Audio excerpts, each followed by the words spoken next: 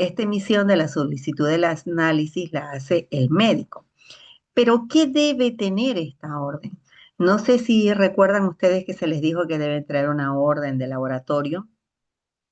¿Tienen su orden de laboratorio a la mano? Por favor, ubíquenla, busquen su orden de laboratorio todos, por favor.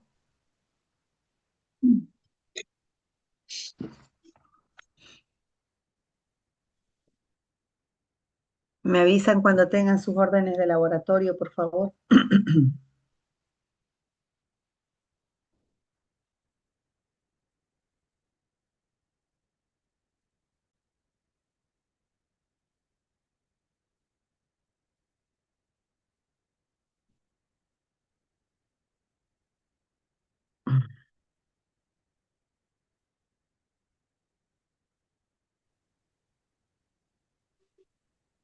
¿Tienen sus órdenes de laboratorio? ¿Quiénes tienen su orden de laboratorio? Por favor, me dice. Sí, doctora, tenemos acá la Sí, orden doctora. de laboratorio Nogales Vallejo y Bautista. Ya, bien, Aquí Rodrigo, explica igual. perfecto.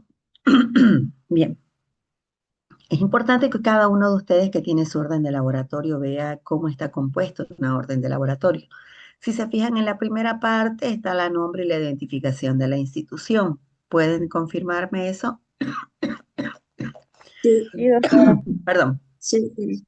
Sí, doctora. Está las características de la institución. Si es una orden privada, de un laboratorio privado, ahí está el nombre del laboratorio, el logo del laboratorio, eso, ¿no es cierto? Si es del Estado, está el logo del Estado y dice de qué red de salud es y de qué laboratorio, de qué nivel de laboratorio es. ¿Sí? ¿Me confirman si alguien tiene la orden del Estado de redes de salud? De la Caja Nacional, de la Caja Petrolera, de dónde tienen sus órdenes de laboratorio.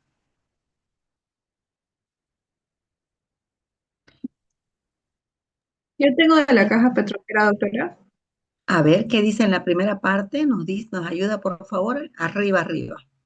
Arriba dice Caja Petrolera de Salud, guión Administración Santa Cruz, y dice Sistema de Consulta Externa. Sistema de Después, consulta externa. Ya,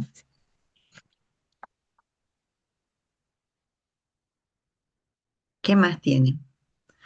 El eh, nombre del paciente.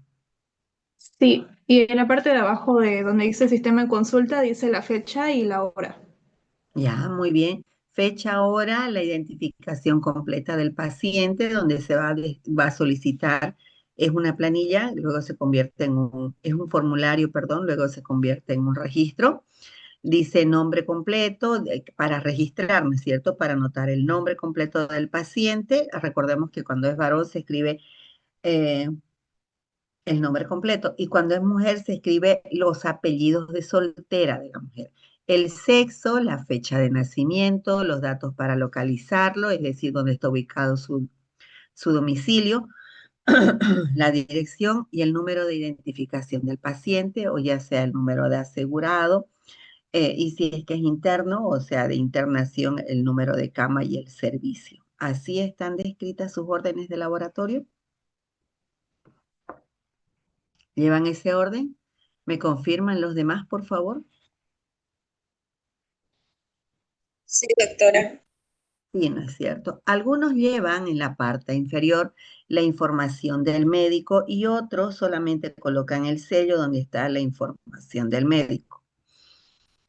Es decir, el nombre completo del médico, la dirección y el número de teléfono del médico. Aquí falta la especialidad, pero normalmente cuando sella el médico, ahí está definida la especialidad. Para nosotros es muy importante la especialidad del médico porque nos ayuda un poco a ubicarnos en el tipo de diagnóstico que le están pidiendo al paciente. En el punto número 3 dice el tipo de material biológico que tiene la orden de laboratorio, es decir, si va a ser sangre, orina, uso de conservador o medio de transporte, fecha de recolección de las muestras. Eso en las órdenes emitidas a mano, pero hoy en día en muchos de los laboratorios privados y de los de la seguridad social o del Seguro Social Universal que tenemos, está directamente la muestra que se necesita y en la parte de arriba dice el área, ¿no es cierto? No dice específicamente si es orina, suero, plasma, no dice, o sangre, no dice, ¿no es cierto? ¿Alguien me puede decir qué tipos de descripción tiene su orden de laboratorio? ¿Puede empezar Luciana, por favor? El mío creo que no dice el tipo de muestra, dice directamente lo que requiere en el laboratorio clínico. Sí, evidentemente, como le decía, algunas, las órdenes que hacen los médicos a mano en un recetario, es así, pero se tiene que describir la orden del médico, las características, o perdón, la descripción de la dirección, las características que tiene para referencia el médico, ¿no? Bien, sigamos. Entonces, luego dice y luego en las órdenes que hace el médico dice muestra y recién hace la solicitud del médico. Pero hoy en día manejamos estas órdenes de otra forma, de otra manera. Ya vienen preelaboradas, donde el médico solamente tiene que tiquear, ¿no es cierto? Tiquear, ¿no es cierto? ¿Así tienen todos o alguien tiene una orden diferente?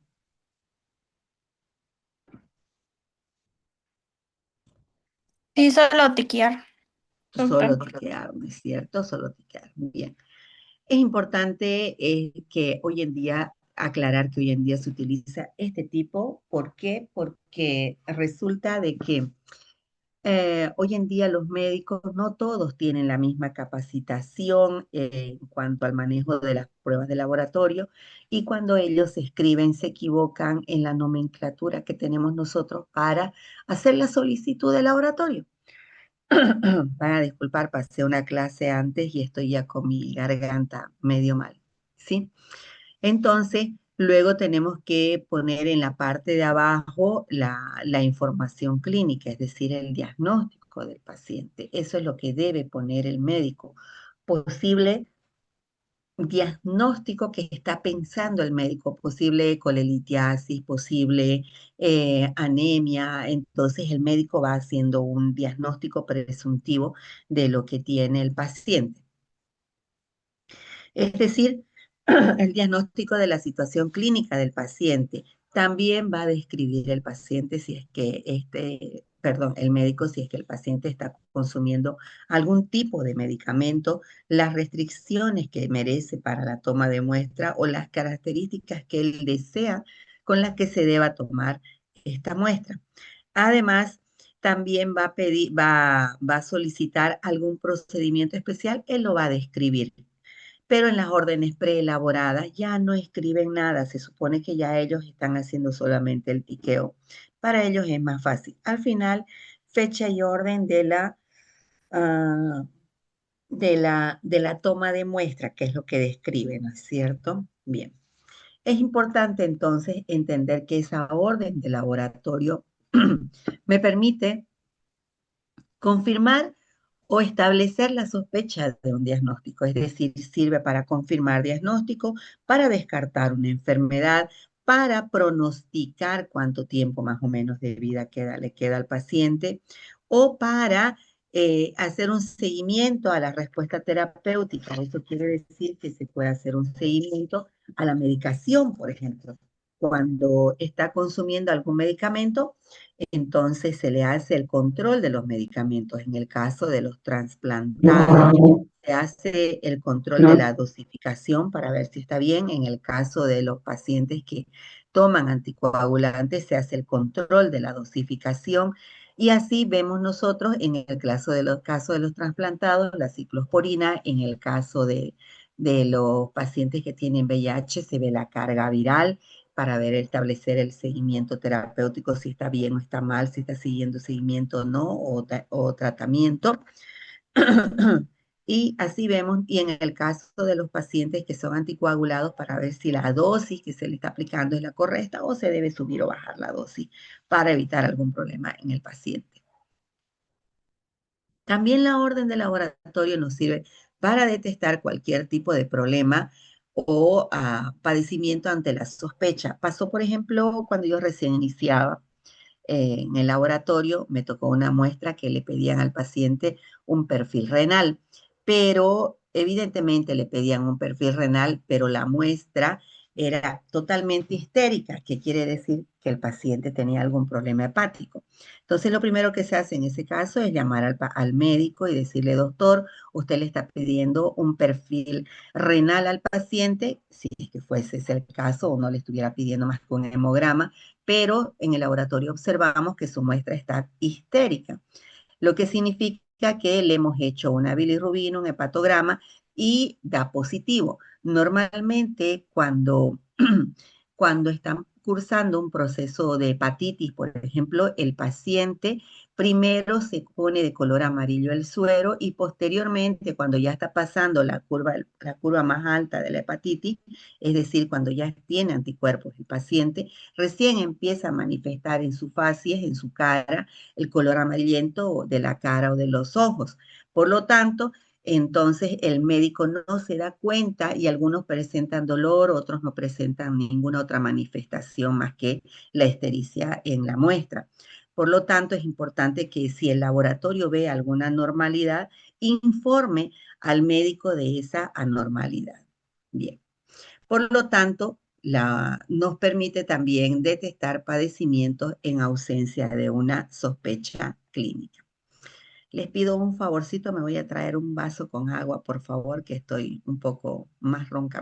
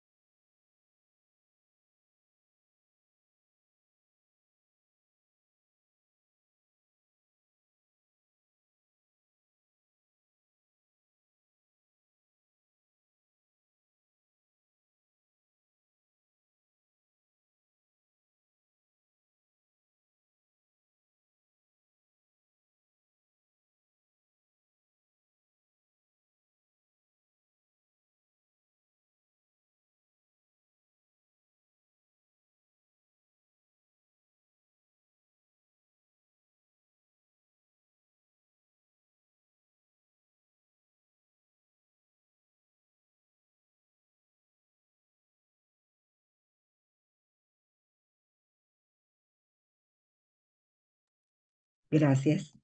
Gracias. Bien, continuemos. Entonces decimos nosotros que la orden de laboratorio es muy importante porque nos ayuda a trabajar de mejor manera y aparte de que en esa partecita donde dice posible diagnóstico, nos ayuda a identificar los problemas que pueda tener el paciente y también nos orienta el proceso, a hacer correctamente el proceso de la toma de muestra. Por lo tanto, cuando nosotros trabajamos en laboratorio, tenemos que entender que el laboratorio debe dar resultados confiables al médico. No podemos tener un resultado errado, ni podemos llamar al médico y decirle, ay, doctor, me equivoqué o tuve este problema. No, lo que tenemos que hacer es dar resultados confiables al médico de manera tal de que el médico tenga la certeza de que su diagnóstico clínico está siendo apoyado por el diagnóstico laboratorial. Es importante tomar en cuenta de que siempre, bueno, antes el laboratorio acompañaba en la ronda médica, en la visita médica. Hoy en día ya no se estila hacer ese tipo de seguimiento. Uno, porque el laboratorio no sabemos por qué motivo eh, está más metido el bioquímico dentro de lo que son las pruebas, realizando las pruebas en vez de acompañar al proceso de la ronda médica, que eso es el ideal, ¿no? Que apoye el bioquímico y que sea parte del equipo médico. Entonces, pero para ello el bioquímico tiene que saber muchísimo todo lo que es la parte clínica. Más si se hace en la caja nacional el bioquímico apoya al equipo médico.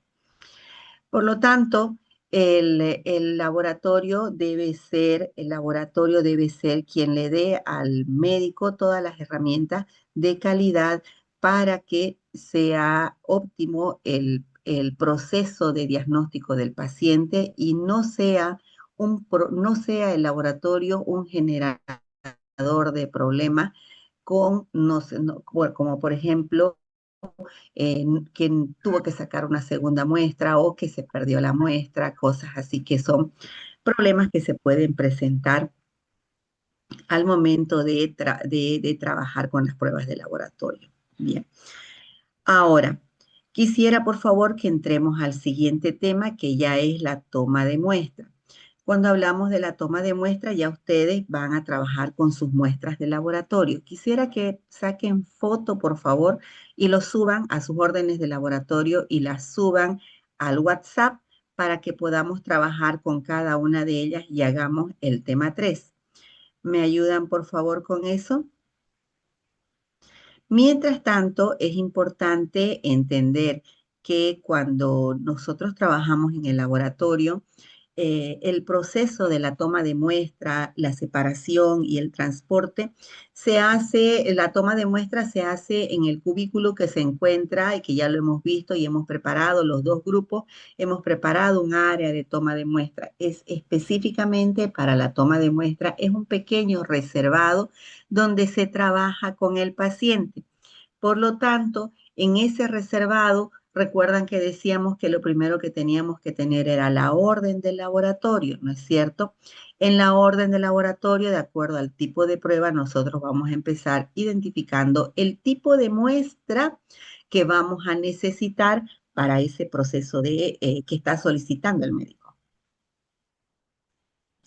Siempre que yo tengo una orden de laboratorio, lo primero que tengo que hacer es verificar el paciente, es decir, el nombre del paciente.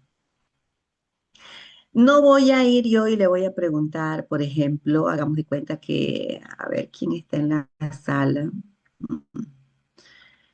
Por ejemplo, si mi paciente es Natalia, yo le digo, Natalia, bueno, Natalia llega al laboratorio, ¿no? Y llega con su orden de laboratorio. Yo no puedo, por ejemplo, si soy una recepcionista, decirle, ¿usted es Natalia Rojas? No puedo. Ella me presenta su orden de laboratorio para hacer la toma de muestra y yo le tengo que preguntar su nombre, por favor, y su identificación. Entonces, ella me va a decir, soy Natalia Rojas, y me pasará su carnet de identidad para verificar que ella evidentemente es Natalia Rojas. Ese es uno de los puntos más importantes que tenemos que tomar en cuenta en el proceso de la toma de muestra, que es la identificación del paciente, ya sea esta en el paciente en consulta externa o sea esta en, ¿cómo se llama?, en pacientes internados. Peor si es en pacientes internados, porque muchas veces los cambian a los pacientes o en otra ocasión los trasladan a los pacientes y la persona que hace la toma de muestra no sabe quién es, solamente lo sabe si es que está el nombre arriba. Y si cambiaron de paciente y mantuvieron el nombre del otro paciente, no lo saben. Por lo tanto, es importante coordinar en esos casos con la enfermera para que podamos verificar si el paciente de la cama de 5, 6, 8 y de la sala 2, 3 es el paciente al cual le solicitan ese tipo de muestra. Entonces, la identificación del paciente será muy, muy, muy importante. Es básica, ¿no? Bien, ahora, una vez que hemos identificado al paciente, viene la segunda etapa, que es la parte en la cual se basan todos mis resultados, que es la preparación del paciente. La preparación del paciente es un proceso en el cual yo debo leer las órdenes de laboratorio y debo entender de qué se trata o cuál es la posible patología del paciente y además debo saber qué le están pidiendo al paciente, por qué le están pidiendo al paciente, qué tipo de muestra voy a necesitar extraer, tomar o pedir al paciente que haga la toma de muestra y cómo reacciona o cómo es la patología y el agente etiológico de la patología que supuestamente tiene el paciente o el diagnóstico que supuestamente tiene el paciente. Es así que cuando se prepara el paciente para una flebotomía, decimos en el libro, hay que tener mucho cuidado para minimizar todos los riesgos que se pueda tener que puedan alterar la muestra, es decir, que puedan alterar o afectar los resultados de la muestra en ese proceso. Como por ejemplo, si yo dejo mucho tiempo el torniquete, dejo más de un minuto el torniquete, se va a afectar a la muestra. Si yo, como por ejemplo, dejo que mi paciente esté nervioso y siga nervioso hasta el final de la toma de muestra, se va a afectar a la muestra. Por lo tanto, el proceso de preparación del paciente es el proceso fundamental en el cual nosotros vamos a darle toda la explicación de forma verbal al paciente para que él haga o aplique o se abstenga o cumpla todos los requisitos que se necesitan para hacer la toma de muestra. Normalmente tenemos que decir que el paciente es la persona más impaciente, ¿sí o no? ¿Qué dicen? ¿Es así o no es así? Sí, ¿Por qué creen que es el más impaciente?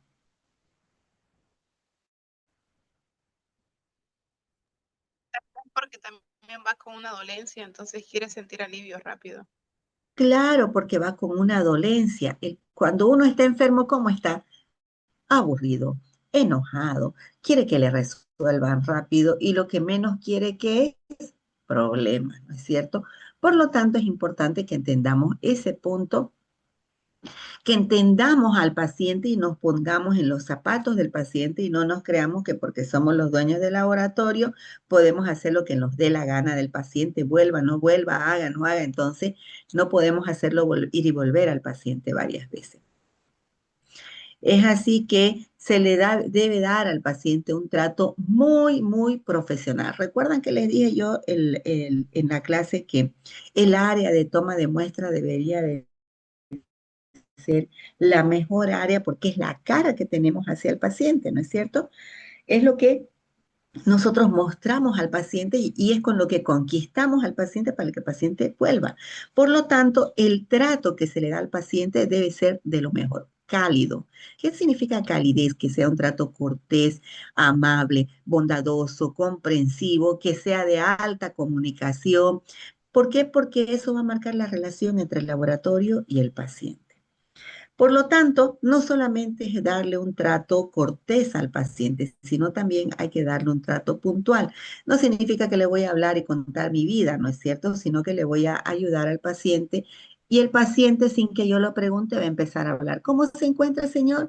Ay, que amanecí mal, me duele mi cabeza, me duele esto, me duele lo otro. Uno no le preguntó nada y el paciente empieza a describir todo lo que le pasó. Escuche. Escuche, porque el paciente, así como es impaciente, quiere ser escuchado. Escucha al paciente.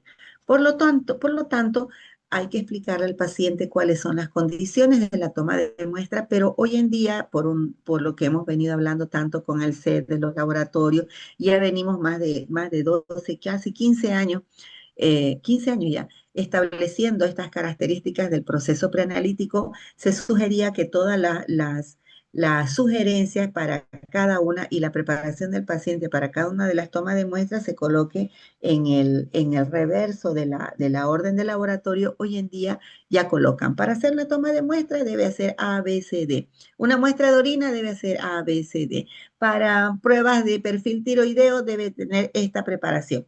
Entonces, ya hoy en día no solamente se le da la aclaración verbal, sino también escrita en la misma orden. Entonces, tenemos que explicarle al paciente y hacerle entender que lo que él haga antes de la toma de muestra va a afectar al proceso de la toma de muestra. Y tenemos que eso antes de que el paciente vaya y que se vaya a preparar, ya sea para una toma de muestra de sangre o una toma de muestra de orina. Es muy importante que nosotros manejemos esas características en este proceso. Se va a cortar, por favor, si se corta, volvemos a entrar. También es importante decirle al paciente que el ayuno es fundamental, ya sea para una simple prueba de hemograma o para otras pruebas como por ejemplo el colesterol, triglicéridos, que pueden presentar alguna alteración o pruebas de glucosa que deben venir con un ayuno específico. Entonces, el éxito del laboratorio depende del proceso preanalítico y cómo trate el laboratorio al paciente. Hay que informar también que la dieta previa o la noche anterior debe ser más o menos contando las horas, es decir, explicarle, no decirle, tiene que venir con 12 horas de ayuno. No, explicarle que si va a venir a las 7 su almuerzo, y si el laboratorio ha definido que son 12 horas de ayuno, su cena tendrá que haber sido a las 7 de la noche anterior, ¿no es cierto? Y si es menos tiempo, obviamente puede alargarse, pero es importante que se le aclare. También es importante aclararle que el ejercicio físico afecta a los laboratorios y decirle de que tiene que levantarse, asearse y venir al laboratorio de lo más tranquilo, no ir al gimnasio, después ir al laboratorio después del gimnasio, pucha, se le elevan los glóbulos blancos y después decimos, ¿por qué salió con una infección el paciente? Claro, el paciente fue a hacer ejercicio y obviamente producto del metabolismo, gasto de energético y todo lo demás, se le van a elevar los glóbulos blancos y el médico va a pensar, está con una infección bacteriana, pero no es eso, es que el laboratorio no explicó que no debe hacer ejercicio. Por lo tanto, es muy importante que atendamos al paciente y expliquemos todo lo que se tiene que hacer. También es importante entender que cuando viene al paciente y viene con su orden y en su orden de fin de grado, ¿no? En sus órdenes de laboratorio dice fecha, pero pues, sucede de que la orden de laboratorio la emitió el médico hace 3 meses y recién está yendo al laboratorio. O tiene una orden tan vieja que es de hace un año y él recién está yendo al laboratorio. ¿Qué quiere decir eso? Que las características clínicas del paciente al momento de haber sido emitida la orden no son las mismas que al momento de hacer la toma de muestra. ¿Estamos de acuerdo con eso, sí o no? ¿Queda claro eso?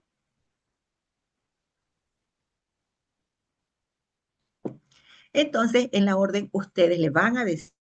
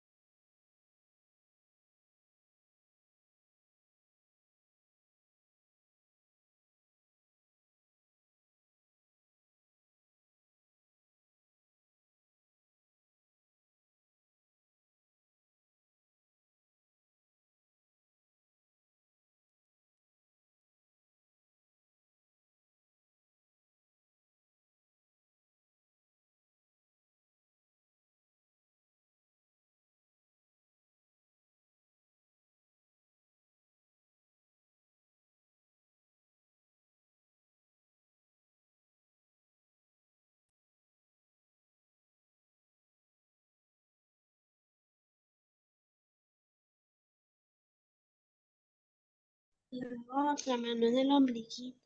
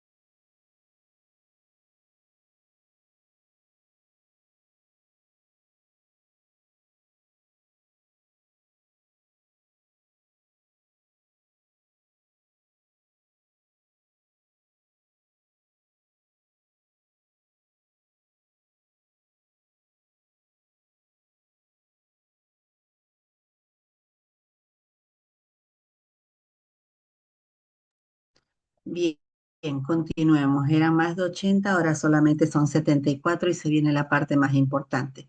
Vemos esta orden de laboratorio. ¿Me confirman si se ve? Sí se ve, doctora. Doctora, vemos lo que hemos visto hace rato, ¿no es cierto? Las características del laboratorio, la descripción del laboratorio, la ubicación. Aquí no dice nada del paciente, del médico, pero sí está el nombre del paciente, el médico, la fecha, la edad del paciente, datos clínicos.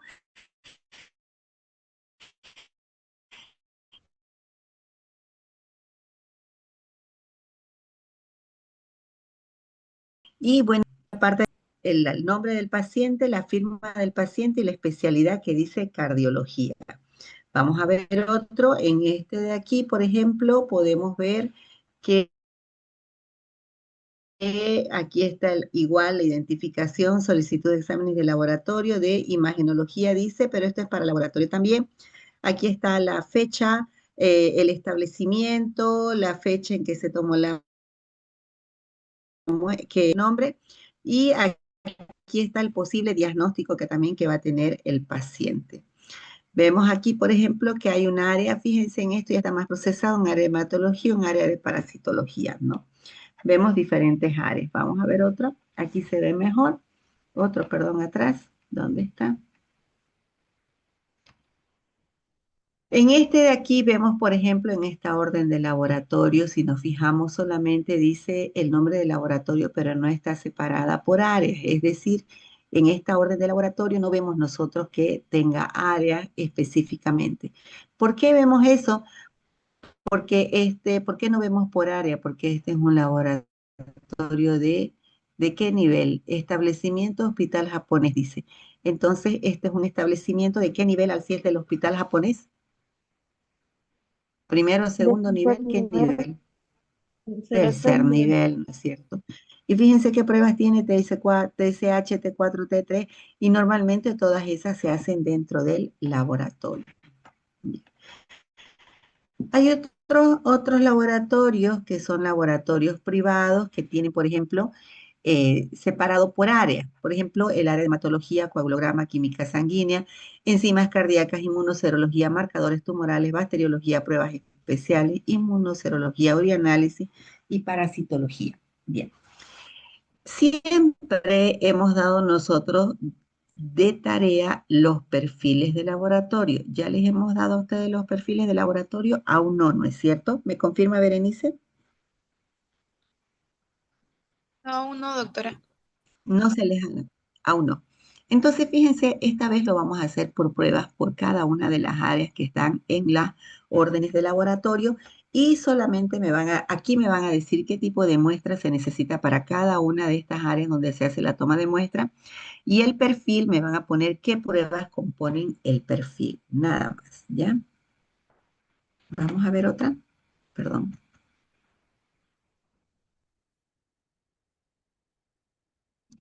Aquí tenemos otra, por ejemplo, señor de Malta. ¿Dónde es el hospital señor de Malta?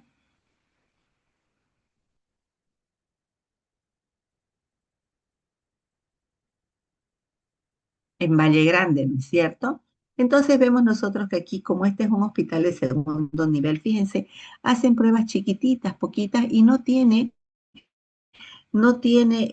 tiene bacterioscopía, pero no tiene, para hacer medios de cultivo, no tiene el área de bacterios, solamente en microscopía, ¿no? Pero fíjense, tiene glucosa, urea, creatinina, TGO, TGP, bilirrubina, colesterol, HDL. Si ya tiene HDL, VLDL, triglicérido, y tiene hasta HAI, si tiene hasta HAI nomás es un primer nivel que está queriendo pasar a un segundo nivel. Este es de un primer nivel. Sigamos. Por el tipo de laboratorio, yo no les pedí el resultado de laboratorio, no me sirve el resultado de laboratorio. Aquí tenemos otro de qué hospital es esto. ¿Quién me dice de qué hospital será?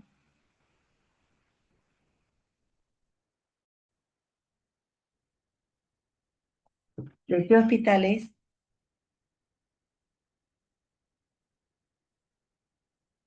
¿De qué hospital es eso?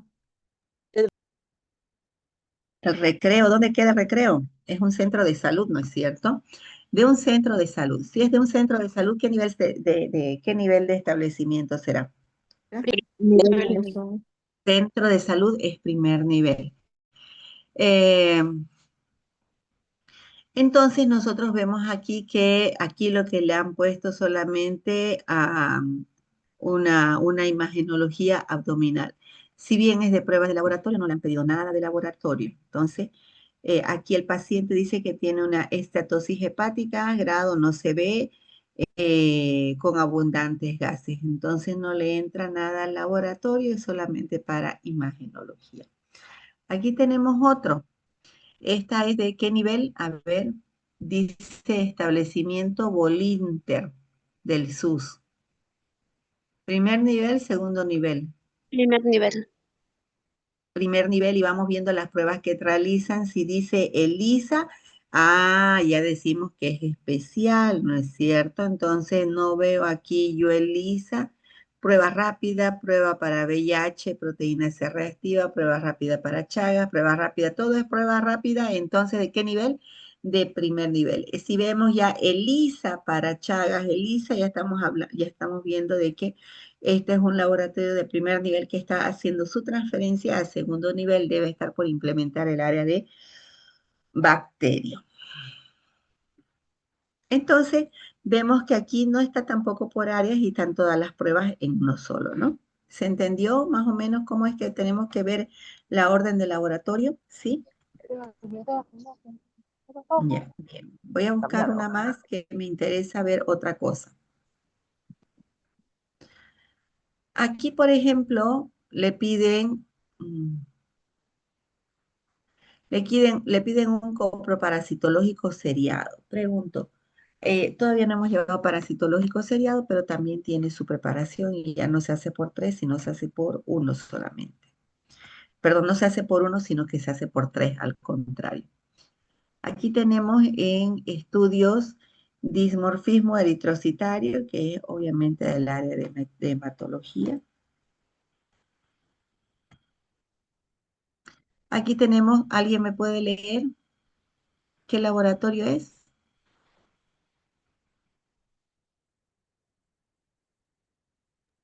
Mercermet. Ya, ¿algo más? ¿Qué le pedirán? Fíjense, aquí está el área de hematología, coagulograma, química sanguínea y demás.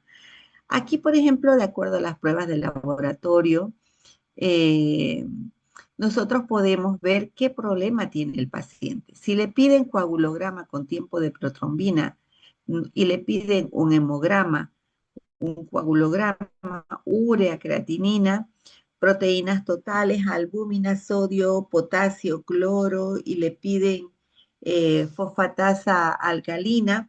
Entonces, estamos sospechando que este paciente tiene un problema renal, ¿no? A ver, dice protrombina y proteína, tiene que tener algún problema hepático también, ¿no? Cuando piden proteínas, coagulograma, estamos viendo que hay algún problema por ahí, ¿no es cierto? Entonces vemos nosotros aquí, ¿qué más le piden aquí?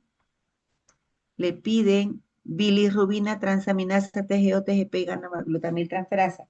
Siempre que le pidan estas pruebas, el paciente tiene un problema hepático. Tiene novio. Bien. Con eso hemos visto cada una de las órdenes de laboratorio, ¿es cierto? Por favor, ¿pueden cortar el audio? Ay, ya. Ya. Entonces, ya que conocemos la orden de laboratorio, es importante que miremos la fecha en la que se va a hacer la toma de muestra en función a la fecha en que fue emitida la orden de laboratorio. ¿Cómo hacemos la toma de muestra? En la guía están los procedimientos, cómo debemos hacer la toma de muestra. Normalmente cuando es para banco de sangre o cuando hacemos algunas otras pruebas especiales, pedimos al paciente que se lave las manos y que se lave hasta los brazos. Pero en el área de toma de muestra de un laboratorio normal, quien debe cuidarse mucho, ¿quién es? El operador. Y el paciente solamente tiene que venir y debemos incomodar lo menos posible. Lo primero que preguntamos, ¿qué dijimos que era? ¿Qué es lo Identificar al primero que paciente. preguntamos? Identificar al paciente, ¿no es cierto? Verificamos los nombres y apellidos y verificamos que el paciente esté primero en ayunas. Luego verifico la orden de laboratorio, qué es lo que le pide al paciente en la orden de laboratorio y miro mi área de toma de muestra y veo si le piden coagulograma, qué tipo de tubo tengo que llevar, qué tapa, coagulograma.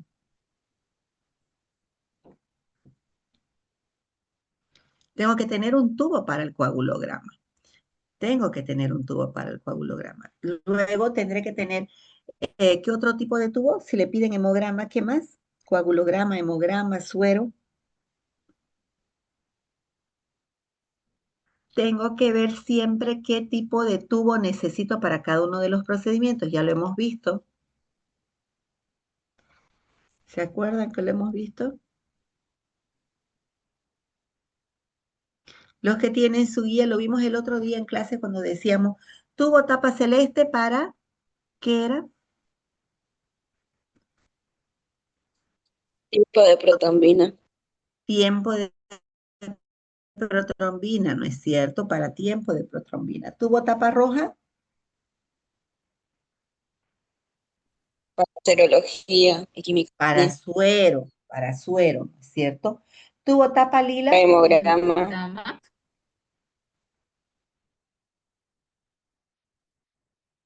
hemograma, muy bien, hemograma. Bien, entonces nos damos cuenta que yo voy a ir requiriendo tengo que verificar que mi orden, según mi orden de laboratorio, yo tenga los tubos que necesito y tengo que mirar y ordenar. Primero tomo muestra con el A, con el A, luego con el B, luego con el C. Entonces, si yo voy a utilizar tubos de Vacutainer, voy a tener toda la gama de tubos. Si yo voy a hacer la punción con una simple jeringa, entonces yo tengo que preparar mis tubos y prepararé mis tubos de acuerdo a lo que necesito. Primero un plasma citratado para un tiempo de protrombina, después de eso haré un hemograma, entonces plasma con EDTA y luego una química y haré pues la química con solamente el suero. Hoy en día ya se tiene aditivos que facilitan la separación. Por favor, me van a decir en tarea, anótelo Berenice, que se llama el tubo que tiene que tiene un aditivo para favorecer la retracción del coágulo y la coagulación. Eso acorta el tiempo en el laboratorio. Y es así que nosotros vamos trabajando dentro de lo que es el área de toma de muestra, dentro de lo que es ese cubículo, verificando que tengamos todo el material previamente a hacer la toma de muestra. Bien. ¿Alguna pregunta hasta ahí? ¿No hay más preguntas? Bien, luego hacemos la toma Doctora, de ¿pudiera, muestra. una preguntita, ¿Se ¿puedes corta? repetir de nuevo, por favor, la tarea? ¿No la escucho? ¿Pudiera, por favor, ¿La repetir tarea? nuevamente la tarea? Sí. Ya. Les decía yo que cuando hacemos el trabajo de laboratorio, nosotros tenemos que tomar diferentes factores, ¿no? Eh, les di ya la de los coagulogramas, lo de los coágulos, perdón, el plasma citratado y el plasma con EDTA. No. Bien. Entonces, primero hay que entender que existen diferentes tipos de tubos. Un tubo en el cual yo voy a preparar una prueba de protrombina, que será con citrato. Un tubo que me sirve para hemograma, que será con EDTA. Y un tubo sin ningún aditivo, que será para suero. Entonces, hoy en día, y ahí va la tarea, existen tubos que son para suero, pero que tienen un aditivo que favorece la retracción del coágulo, de manera tal que no es necesario ponerlo ni al baño María ni a la centrífuga. Usted lo deja así a temperatura ambiente y se separa solito. Esa es la pregunta. ¿Qué se llama ese aditivo? ¿De qué color es la tapa del tubo? ¿Cómo funciona? ¿Cuál es el fundamento? Esa es la tarea. ¿Se quedó claro eso? Sí, doctora. Perfecto. Bien. Entonces decimos que para hacer el proceso de la toma de muestra, lo que nosotros hacemos es directamente trabajar haciendo la punción que ya la hemos visto la anterior clase en la práctica que hicimos, ¿no es cierto? Hacemos la punción o la venopunción o la flebotomía y eh, y bueno, pues colocamos la muestra en los tubos. Entonces, luego de que yo he verificado el dato del paciente, si confirmo que es o no el paciente, le explico al paciente qué es lo que voy a hacer, cómo voy a hacer, ¿no? Y qué es lo que voy a obtener para que y tengo que abrir y preparar todo el material delante del paciente, delante del paciente. Entonces procedo a hacer la venopunción.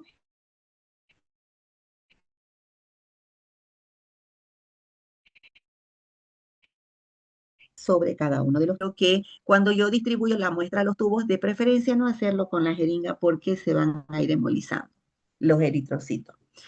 Si lo voy a colocar en un tubo vacutainer, puedo hacerlo con la jeringa y por presión va a salir, o puedo destapar y colocar directamente hasta la rayita 3 ml.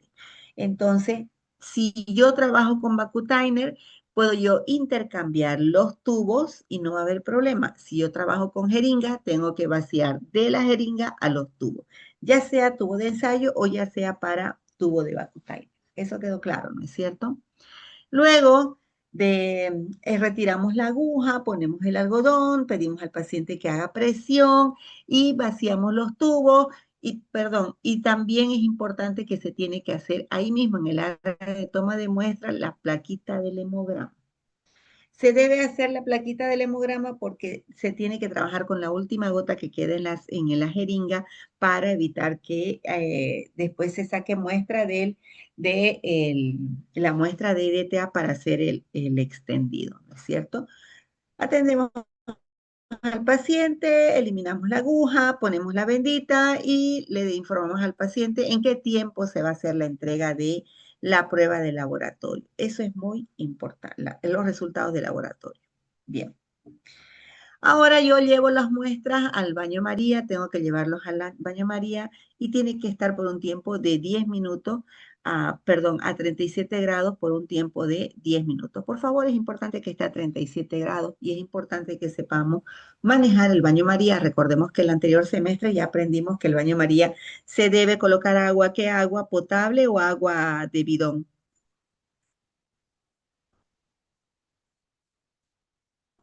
¿Mm? Pregunto.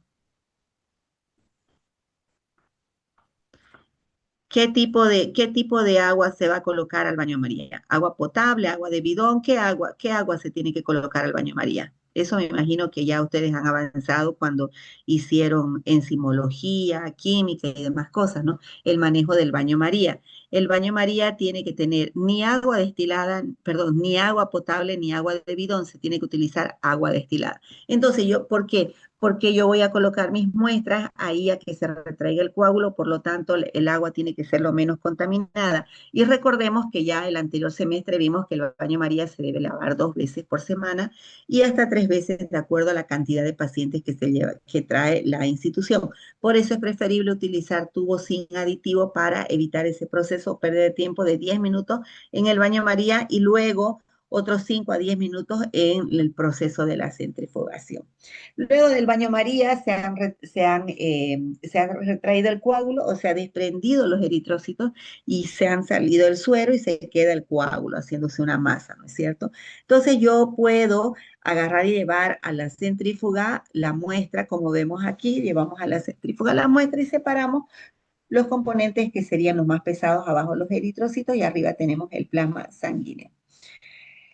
Bien, siempre es importante guardar una cantidad, es importante que cuando estemos en el proceso de separación, hemos terminado de centrifugar, ponemos los tubos y tenemos un tubo para hemólisis, que es el tubo que se va a llevar a química sanguínea, luego tenemos el tubo de ensayo donde estaba la muestra, y luego tenemos un tubo de Eppendorf que se va a guardar a la ceroteca. Entonces siempre tenemos que, después de centrifugar, separar previa identificación de cada tubo que se tiene. Entonces, siempre tenemos que hacer el proceso de identificación. Bien, luego colocamos las muestras, obviamente, y colocamos las pinzas, retiramos las pinzas, con la pinza retiramos las agujas y procedemos a colocarle una curita al paciente, ¿no? Entonces, luego en el proceso de centrifugación, tengo que tomar en cuenta qué fue lo que yo anoté en mi orden al momento de tomar la muestra. Porque si en mi orden de laboratorio dice que era plasma, que era suero, que era células LE, en el proceso de centrifugación y separación en esa área tengo que tomar en cuenta cada una de las solicitudes y tengo que separar la muestra ya sea para el área de química, para el área de serología, para el área de pruebas especiales, tengo que distribuir la muestra de acuerdo a lo que me pide. Por lo tanto, perdón, dígame, Zulka Condori. No me preguntaba si es que ha compartido la pantalla porque a nosotros no nos sale. O está así nomás explicando mediante, así diálogo nomás, mediante guía nomás. No, no les estoy pasando diapositiva, porque esa es la parte práctica que vamos a hacer y ya la siguiente clase ya ustedes van a trabajar directamente con ese proceso. Estoy haciendo la explicación para que ya entremos directamente a hacer la práctica la siguiente clase. Yo ya no voy a explicar nada, entramos a hacer la toma de muestra, la centrifugación, la separación de la muestra, perdón, la retracción del coágulo, la separación de la muestra y no vamos a tardar nada porque si yo llego a la clase y les explico, entonces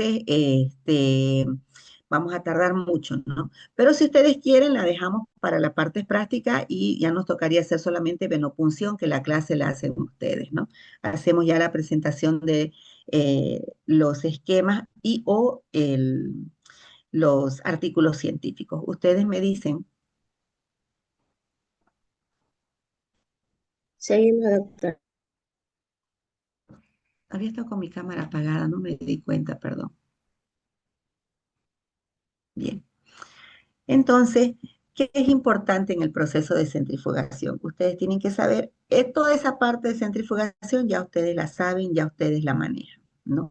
Ahora, ¿qué necesito yo que sepan de la orden de laboratorio? ¿Qué le piden? ¿Por qué le piden? Porque si yo necesito saber si para la toma de muestra, y voy a volver a compartir la orden de laboratorio, voy a volver a compartir las órdenes que teníamos, porque necesito que ustedes me digan aquí, por ejemplo, qué le piden al paciente. Aquí tengo una. A ver, en esta orden de laboratorio le piden proteínas totales.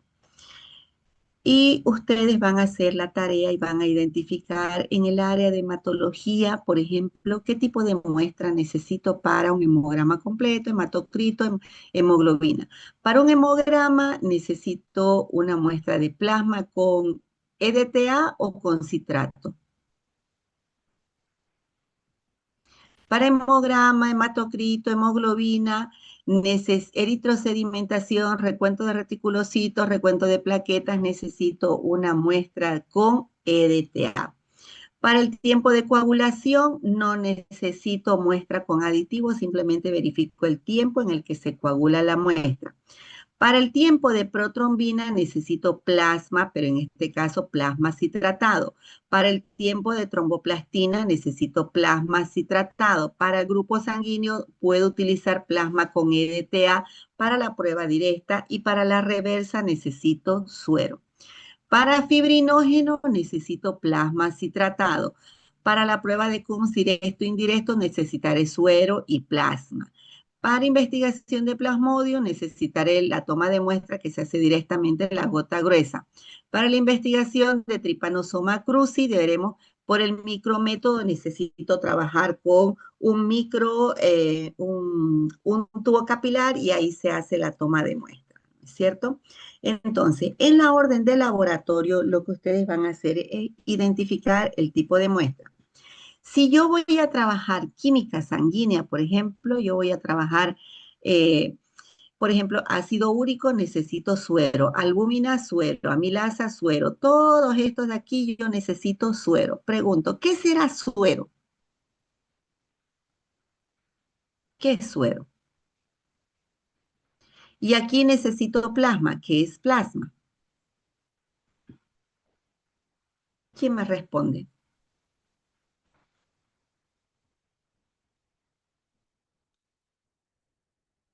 ¿Nadie sabe qué es suero, qué es plasma?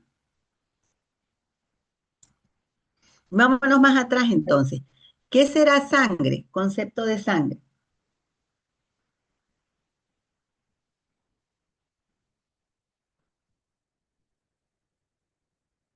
Concepto de sangre, por favor. La sangre es un tejido especializado que tiene células, tiene proteínas y agua, entre otras cosas.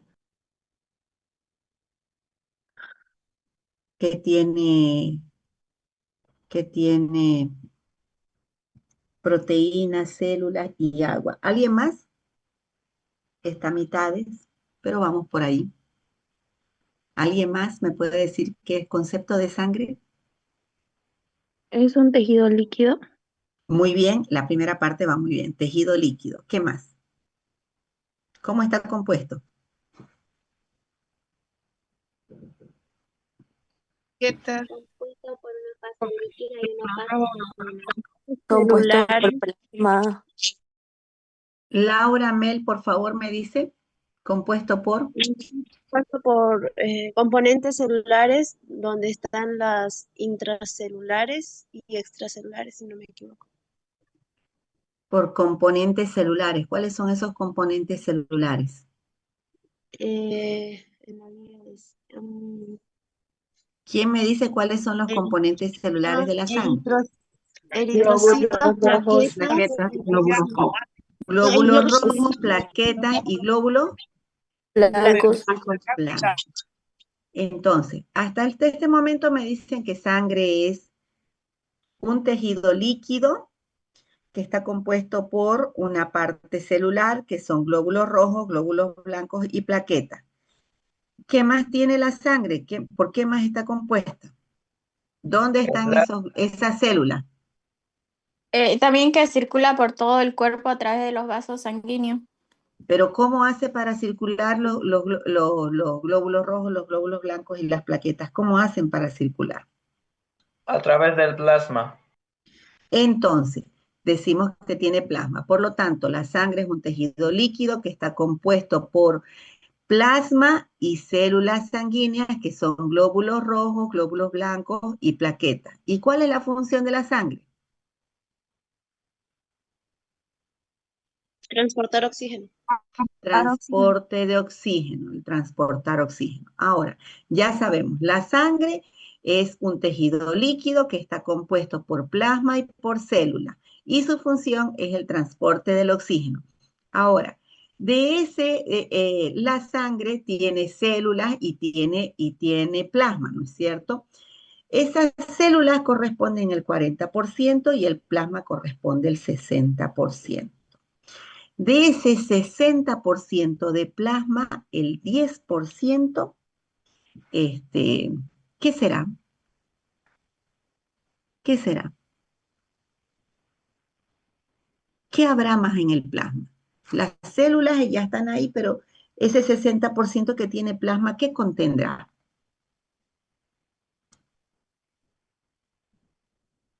¿Qué tendrá? ¿Plaquetas? No, pues ya dijimos que las células estaban en el plasma. Ahora yo les digo que tiene el plasma. Las células las dejamos que son el 40% y el 60% es plasma.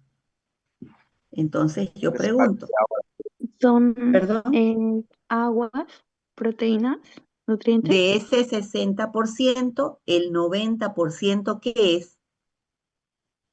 Agua. Agua. Y lo que queda, ¿qué son? Los analitos producto del metabolismo celular. ¿Cómo ser qué? ¿Cómo ser qué analito? Enzimas, Enzimas, proteínas, proteínas, algunos nutrientes igual a minerales, esos. electrolitos.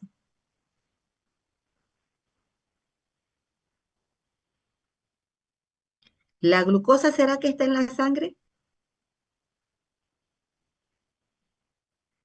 Sí, ¿La urea será que está en la sangre? Sí, ¿Colesterol, triglicérido, ácido úrico estarán en la sangre? Sí. Bien, entonces, cuando yo tengo en mi cuerpo está la sangre en circulación, ¿qué se llama? ¿Suero o plasma?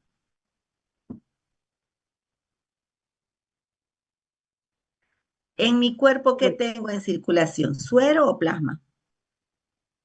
Plasma. plasma. Plasma.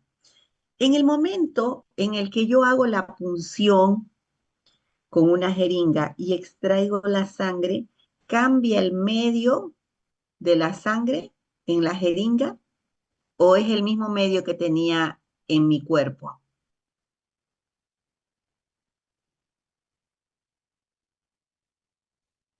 al momento de ¿Cambia la el, extracción, sí? ¿Cambia ya el medio?